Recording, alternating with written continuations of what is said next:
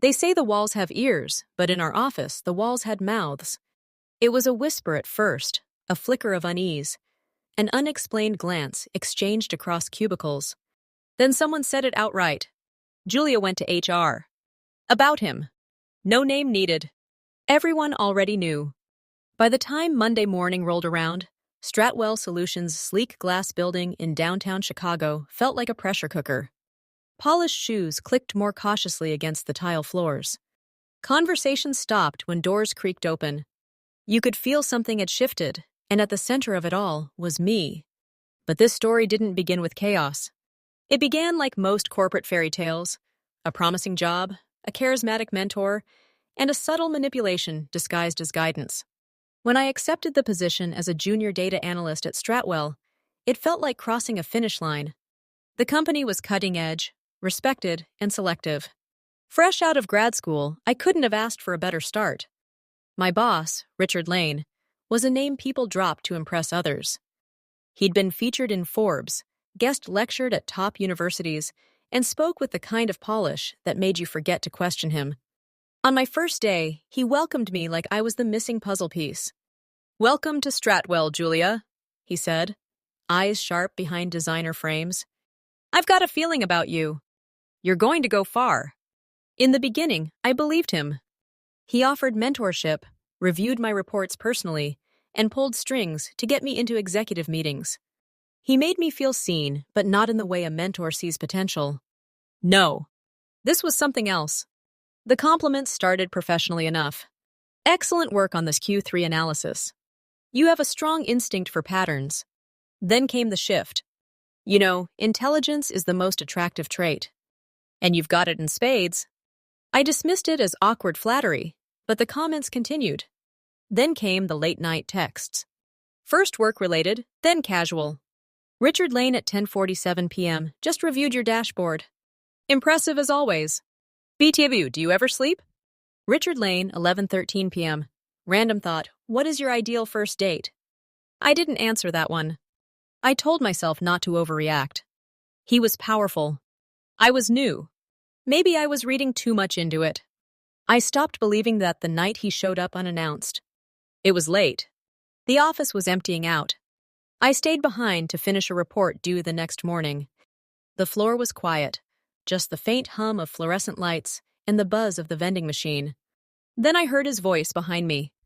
"Burning the midnight oil, huh?" I startled, turning in my chair. "Just finishing up." He stepped inside and closed the door behind him. That detail closing the door lodged in my throat.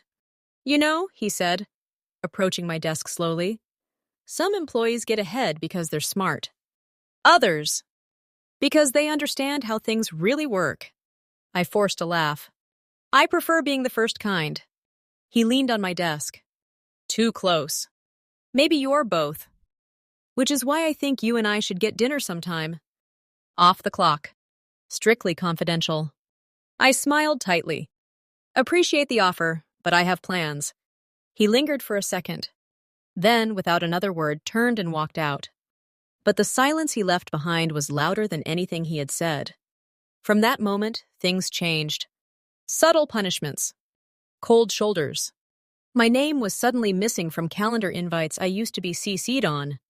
Reports I submitted came back with unnecessary revisions and nitpicks. And the worst part? He still smiled at me in front of others, still played the perfect mentor. That's when I started documenting. Every text.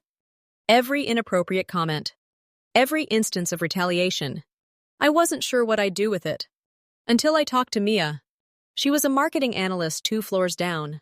We'd bonded over coffee once or twice. I mentioned something vague, testing the waters. She went still. He did the same thing to me. It was like someone flipped a switch. The isolation I had felt? Suddenly it had a name. And it wasn't just mine. So I went to HR. I handed over the folder. I spoke clearly. Calmly. I answered every question. I didn't cry. I didn't shout. I just told the truth. And then the dominoes fell. HR began interviewing others. Quietly, methodically. Mia stepped forward. So did 2 others I hadn't even spoken to. And just like that, Richard Lane's polished reputation started to crack. One woman shared how he offered to mentor her over wine at his condo. Another described him standing too close in the elevator, brushing his hand against hers more than once. The stories were different in detail, but identical in tone. Predatory. Calculated. The HR team, led by a woman named Natalie, took it seriously. She updated me regularly, kept me protected, and more importantly, believed me. 3 weeks later, Richard Lane was placed on administrative leave. An internal memo followed. Due to an ongoing investigation into violations of company policy, Mr. Richard Lane will be stepping away from his duties effective immediately. The building was silent that day. People read the email at their desks, refreshed their inboxes, and looked around in disbelief. Whispers turned into stunned silence. 2 days later, the official announcement came. Richard Lane had been terminated. What followed was not immediate vindication, but a slow rebuilding. Colleagues I barely knew stopped by to thank me quietly. Some told me about times they had stayed silent. Others admitted they had always felt something was off, but couldn't place it. And me? I went back to my work. But something in me had changed. I no longer looked down when walking past glass offices. I met people's eyes. I spoke up more in meetings. HR invited me to help design a new reporting framework, anonymous, secure, trauma-informed. Eventually, they promoted me. Not because I survived Richard Lane, but because I thrived despite him. And when I passed his empty corner office, still untouched, still silent, I didn't feel fear or pity. I felt power. The quiet, grounded kind that comes from knowing the truth matters and that speaking it out loud can shake steel and glass. The story could have ended there, but it didn't. 2 weeks after his termination, the whisper started again, this time outside the company. A journalist from the Tribune contacted Stratwell's media relations office. Then another from a business ethics blog. An anonymous Reddit thread titled, "Former Exec Exposed for Harassment, Guess Who?" gained thousands of upvotes in hours. Stratwell acted fast.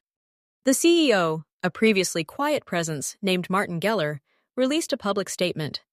At Stratwell Solutions, we take allegations seriously. We believe in accountability at all levels. The safety and dignity of our employees is our top priority. Internally, we knew it was more than PR. The company hired an independent legal firm to audit past complaints, implemented mandatory leadership retraining, and introduced a new zero-tolerance policy, this time with enforcement. Meanwhile, Lane tried to fight back. His lawyer sent cease and desist letters.